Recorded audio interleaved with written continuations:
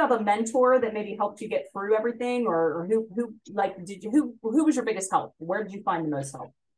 Actually, I didn't have a mentor, and that was probably a big disappointment for me because I reached out to people and people, chefs would come in and I'm like, oh, okay, maybe I can sit down and talk to you. And they're like, oh, yeah, yeah, yeah, give me a call. Give them a call. And then you never hear back from people. Mm, That was the greatest disappointment to me yeah, because I figured, here we are. I have this community of people who do what I do, who are like minded, who at this point have more of a sense of experience than I do, but I didn't have any help. yeah. I'm so super thankful to have you here because we love your products. So tell me a little bit about Sugas. Well, Sugar's is a pimento cheese company as well as a cafe. I know, congratulations. That's Thank you. wonderful. Thank you. Thank you. Where did I where appreciate did the that. name Sugas come from? I didn't want to be called grandmom, so my business partner's daughter came up with the name Sugar, Oh, and that's how it stuck. So when I graduated culinary school and I started doing things related to culinary, I just became known as Chef Sugar. oh, that's amazing. That's awesome. I love it. I love it. And then what like how did you get into pimento cheese? Like why pimento cheese? I am often asked that, especially since I originated from the North. But I guess we started doing a brunch, and pimento cheese is what they eat down here in the South. Yep. So we started doing as one of the brunch items pimento um, catfish and grits with the pimento cheese on it, and that just took off. That's amazing. And now you have your own cafe, which is really, really exciting. Now, I have my own cafe. are you doing brunch at the cafe? I am. I'm doing brunch on Sundays from Oh, 11 a.m. to 4 p.m. amazing. I'm going to definitely have to go. So tell me why you decided to start the Sugas brand and kind of, what brought you to Atlanta to begin with? I came to Atlanta because my business partner's daughter was having her first child, and um, he came down. He checked out. He sent me pictures of the homes and everything because we lived in Jersey Okay. initially, and we had a home in Jersey. And he sent me pictures and prices of the homes down here in Georgia, and I was like, "Really? What?" Yeah. So by the time he came back to New Jersey, I was like, "Listen, I got a realtor. We've got to check this out." And then one thing just led to the other, and we came down here in February of 2015. Okay. Yeah. And then, so then when did the pimento cheese business start? The pimento cheese business started in 2016, 2017. Once I graduated from culinary school, I graduated from culinary school November of 2017. But prior to that, I had already started doing things with pimento cheese. Yeah. Now, did you always think you would be a business owner? Or, did you I think did. of being in a restaurant? I always knew I would be a business owner because that was always something that attracted me was having my own business. I didn't know what kind of business when I was younger, what it would be. But I knew that I wanted to have my own business. And as I became aware that food was something that I wanted to use, um, I knew that I would have my own food business. I didn't know whether it would be a brick and mortar or a catering business or a food truck, but I knew that it would be related to food. Yeah, that's awesome. Ooh, a pimento cheese food truck would be amazing. Right? So what are some of the biggest obstacles you've had to kind of overcome? Well, I graduated from culinary school, but the biggest obstacle in that is that I didn't have a sense of business awareness Okay. related to owning and running a cafe. Now, the pimento cheese side of the business was booming, but the cafe, when it opened up for that whole year after that, it was a complete struggle. Yeah. Yeah. What was your biggest challenge? Really, just not knowing how to fully operate the business correctly. Um, looking at every aspect of your business, your labor costs, your food costs, your rent, your electricity, your insurance, gathering all those pieces and knowing them every month. Knowing employees, having a employee handbook, having things that would guide me. I had no sense of that. And Did it you made it a complete struggle. did you have a mentor that maybe helped you get through everything, or who like did you who was your biggest help? Where did you find the most help? Actually, I didn't have a mentor, and that was probably a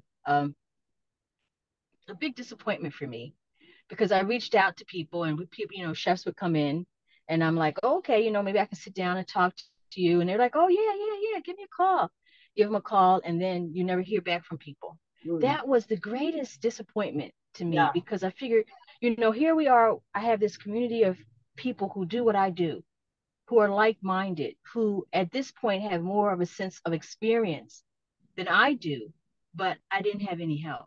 yeah. That's tough. That's really tough. I get that. I really do. So then what do you think was like what was it that got you over that or past that to get to the point where you are today? It was family, having a real strong support system from my family when times really got rough. Um, just having faith and believing that, yeah, God gave me this gift of food and what to do with it and how to create with it. And believing and trusting that where I am is where I'm supposed to be and that he would get me through it. And that along with my family helped me because mentally I struggled. Yeah. I was not in a good place. Well, I know that as small business owners, and especially the past 3 years, but in general, we often encounter fear and doubt and self-doubt, and Yeah. are we good enough? Are we doing it right? And so how do you deal with that? Like, what is it that you say to yourself that we might share with somebody else that might help them? I say to myself, I can do this, and I take every day individually. I don't look past that day that I have to do or that day that I have to work on. Yeah, Um, I take every day, as it comes. that's good. Figuring out stuff, trying to make things happen. But I focus on that day. If I focus beyond that day, um, sometimes it can be overwhelming. Yeah, yeah, absolutely, absolutely. That's really good, and that's really good advice. So, let's talk about ingredients for a minute. You have your traditional pimento cheese, and then you have a vegan version, which I love. Without giving your secret recipe away, because I want you to keep it. I'm not doing that, Mari. I'm not doing it. That's right. Let's talk about standards for a minute, because one of the things at Nuts and Berries that we are embarking on is a commitment to non-GMO. There's Okay. a lot of things changing in the world in terms of genetic engineering and synthetic biology and Yes. Yes. and we want to be a resource for our community that they can walk in our doors and say, I don't have to worry about it. Nothing in here is GMO. And so, Yes. kind of how we set our standards. So, but talk to me about your standards and why they're important to you and to your community. Standards are important because standards mean that you're looking for a certain quality. Yes. And when we make our pimento cheeses, we're looking for that quality. I don't want to give people just anything. I don't want to pick cheeses randomly and say, oh, yeah, I'm going to use that. I'm going to use that. And the quality of that cheese is horrible. Right. I've turned down cheeses because I'm like, no, that's not the flavor I'm looking for my cheese. Yes. So that is so important to me because the basis of a good product is having a good ingredient. Yes. Yes. And that's what we believe in is having a good ingredient. We don't use any preservatives. And I've been, asked by other companies to like, okay, can you extend your shelf life? I would love to extend my shelf life on my pimento cheeses, but using preservatives. Yeah. And of course, they have natural preservatives, but I don't want to change the taste of my food. And I don't want to bring in something in my product that just doesn't fit. So right now, we are just we don't have any preservatives that extend its shelf life beyond the 4 weeks. Well, and we And we believe appreciate that. yeah, and we believe in having a good quality ingredient, because that is the basis of a good product, is having the best ingredients that you can get. So do you consider GMOs when you're thinking about the ingredients? Do you have any issues with that with any of your ingredients? With some, I mean, we use a lot of farm products. So you do kind of, want to make sure that it's not genetically modified. You do, Right. we are, that is important to us. We want to give people the best quality product out there. So that is something that we keep on our mind when we are producing our pimento cheeses. Yeah, yeah. And what do you have coming up? Like, would you have any new flavors coming on that you've discovered, or I, you you know, am right now? I get asked that. I get asked that, Murray, but right now we've got 8 varieties of our pimento cheeses. And I kind of take it like the new varieties will come to me. Yeah, It's like, okay, all of a sudden a thought will come in my mind. Well, you know what? Hey, why don't you, do this and this, and then I'll try it and see if it fits. But so far, with those 8 varieties right now, they're keeping me busy. So I haven't yeah. come up with anything new What is your as of yet. You never know. well, what is your number one bestseller? Of course, the smoked Gouda. Smoked Gouda. Yeah. Smoked Gouda is the number one seller, but I have to say that um, out of the specialty pimento cheeses, which I say anything other than the classic or the jalapeno, black truffle and pesto are really coming up Okay. That's behind the smoked Gouda. Well, that's great. We're going to be doing some sampling in February of your product. So if you're around, I'm going to reach out and Okay. come in and do a cameo. But if not, we're going to be getting videos of everybody trying the different flavors so that we can do some fun social Okay. things. Yeah. So on a kind of on a different note, what are, as a small business owner and operator, what are one or two of the things that you do every day to kind of show up successfully? Like what do you attribute to your success? I guess I attribute, like I said, to just keeping me grounded is my faith and my family. And those things help me to be successful, or what people think is successful. Right. It got to a point where, during that whole course last year of opening the cafe, where there were many, many moments that I didn't think I was successful. And when I would reach out to my family and say, you know what, hey, this is not working. I don't feel I'm doing it right. I don't feel like, I feel like I'm failing. And and they said, you know what, you are never a failure. And those kinds of things and those kinds of conversations pushed me Yeah. Yeah. and kept me, Yeah. to know that, what, I haven't let you down. And that was my biggest concern, is I didn't want to let my family down. I'm doing, I want them to see me as successful. And they said, no matter what, we will always see you as successful, and you've never failed. That's amazing. Yeah. And family So is that key. kept me. Absolutely. And that's amazing. So, your family, is there a specific person or someone on your journey that maybe inspired you to be a chef, or is there a person that, inspired you to kind of step out on your own, or that gave you that? Is there anybody you want to mention that maybe is a big inspiration to you? I would say my mom, my aunts, they were big inspirations in cooking. When I was younger, um, my mom never stopped me from cooking. I started cooking at a very young age. I started making them pancakes. Um, and they would rave about it, and that gave me confidence. And I'm like, whoa, this is amazing, And just to see them cook, just to be around them and participate in what they were doing, it just continued to fuel my love for cooking. Yeah, that's amazing. Well, and I think, one of the things that I love about your product and so many of the locally produced products that we sell at the store is that love. You know, I believe that the love that the person creating the product puts into the food is transferred to the person that consumes the food. And I really feel that that in the food. One of the reasons why I wanted to do these interviews is because I want our community to see the people that are making this love, you know, that are putting their love into it, to see their smiles, to see their faces, to hear their stories. Yeah. I think that that's so important, you know, as we build and continue to build and support our local food community. And really in the metro Atlanta area specifically, I think we have this really unique opportunity to be this melting pot of so many different backgrounds and cultures and so much love coming together, really making the world a better place. I know that's naive enough. Yeah. Everybody tells me that, but that's okay. I'm not giving up. Don't give up. Don't give up.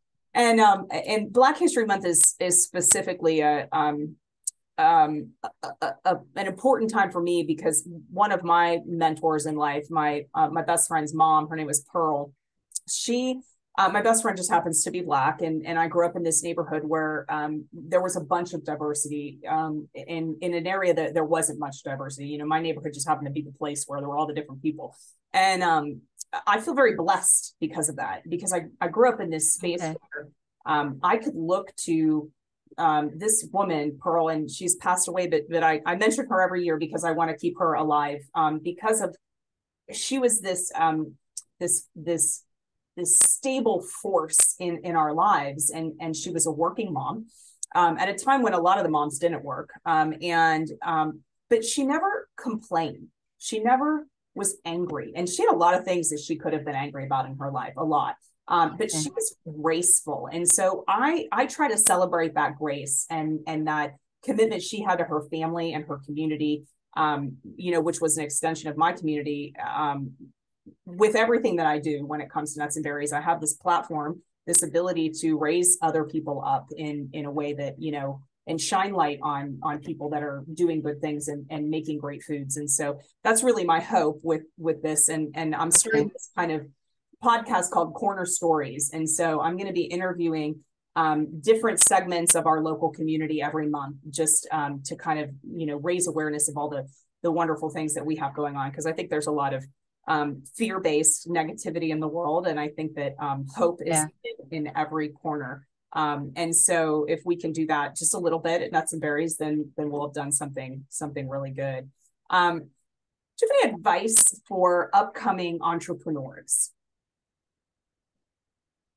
I guess my advice is, if it is your passion, if it is something that drives you, that you love to do it. Don't let fear stop you. Do it if it's something that you love. Make sure that when you begin to do it, that you know what you have to do as far as having all your ducks lined up in a row. Don't be like me and you get in it and then you know, whoa, I need a mentor. I need somebody to guide me. Have those things in place. Talk to people. Share with the people you love what you want to do, and see who can step up to help you create that vision and create that ability to do it and help you and guide you along the way, because that's going to make it so much better for you. Yeah, that's really good advice. One of the other things that's coming out of this, it's kind of an unexpected blessing, I think, that's coming out of all of the different talks that I'm having so far, is I'm learning about some of the challenges that small businesses are facing in different areas, that you know, anything from financing to co-packing to branding to, you know, to just general business setup, and you know, really ultimately my goal is to be able to provide a network of people that if there's a young person coming up and they're really excited about, they've really got something that they feel is they're passionate and they're super excited about, is to be able to say, like, okay, go talk to this person because they have these challenges and they've overcome those challenges. And I find that to be a blessing. I wasn't really looking for that kind of coming into this. I really just wanted to get to know all of the people that make the food that I love. And I think that hopefully we're going to be able to put together a really nice resource for our community, which is exciting. I think anytime we can do something for the greater community, I think that's where I find the most fulfillment. Not myself, but to be able to help somebody else who not have the struggles, just like you said, not have the struggles. That's true. Yeah. Yeah. So what's next for you? What's next for Stacey? Just, just wanting to do this thing and have fun right now doing it. Yeah. Like I said, last year was overwhelming and I didn't have fun. I did what I did, but it wasn't as much fun. Yeah. But this year, my goal is to have fun, to I not love only love what I do, but have fun in doing it and enjoying life and passing it on and creating events and things that will help other people to have fun and enjoy life. I mean, life is so hard already, but if I could bring periods and moments of fun to people and good food, yes. that helps that will help people along the way. It's just like, okay, I can go to Sugars and have fun and eat good food, no matter what's going on outside. When Absolutely. I'm in Sugars, I'm having fun and eating good food for That, that moment. yep. And that's what I'm trying to do this year, is to create fun for everybody that comes into the cafe, to feel that vibe, to feel that peace, Yeah. when they step in, like, wow. I get so many people say, I love your cafe. It's like home. It's peaceful. It's got a good vibe. I want people to continue to feel that and to also enjoy the things that we bring. Our wine and cheese pairing events we're going to do. We've got a sip and paint coming up, in collaboration with with an ice cream parlor. We're doing a sip and paint. We've got open mic Oh, coming up, and that's going to be fun. We're going to have some really great people coming up to the mic and sharing whatever their talents may be. I'm going to do a poem because I'm a spoken word artist. oh, I love it. So, yes, you have to come out. Yes, I need to get on your So, email list because that sounds awesome. And please. I really, the fun part really resonates with me because at Nessa Berry's, one of our values is that having fun is part of being healthy.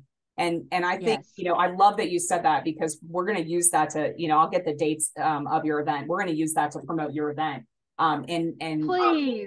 absolutely. And really, because I think that so it's so often people don't recognize the having fun part. Everybody's so serious. You got to work Yes. hard and Yep. put your time in and do but the fun is important as well. And we do that in It's a Berries. We do a lot of fun. So it's funny that you say open mic because we have our annual hemp fest, and this year we had a huge event last year. It was outstanding, but it was quite large, and it was a lot of an undertaking. So this year we're doing 10 days of crazy days of hemp. And Wow. we're gonna Wow. open mic. So hopefully you'll come and do your spoken word at the open mic night. We're going to have an infused Ooh. cocktail bar with infused drinks, legal hemp derived products. But it's so that that's going to be one of the ways we have fun. We're having Okay. so we're having Slutty Vegan come out on the last Awesome. big food truck event. But we're going to be doing fun little sampling, and so you've just inspired me to figure out how I can work Sugas into some of the things because we have some really cool things that we're going to do, and just again everything that we can do to continue to promote our local partners, we want to do. So I'll get that event for your open mic night. I'm excited because we could we can take the hemp and create a dish Yes. using our pimento cheeses. Mm-hmm. So That sounds like let me know because we can put okay. that in our spinach and artichoke dip.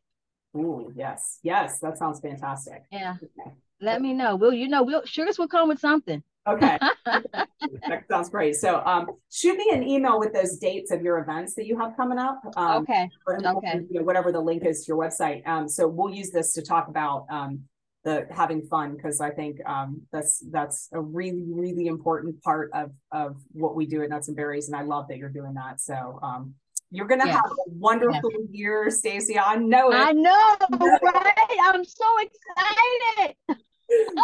I'm super excited for you too. Thank you so much for taking time out of your busy day to talk to me today. And I look forward to Oh, you're welcome, sweetheart. hopefully coming out to your event. Thank you. Okay. Please. And thank you, Mari, for your support, for carrying our product, for caring about us. Yeah. I appreciate that. I really appreciate that. And thank you for giving us a platform to share what we do. You're welcome. You're welcome. And thank you again. So I will be in touch with you soon. Okay. Thank you, sweetheart. Okay. Take care. Bye-bye.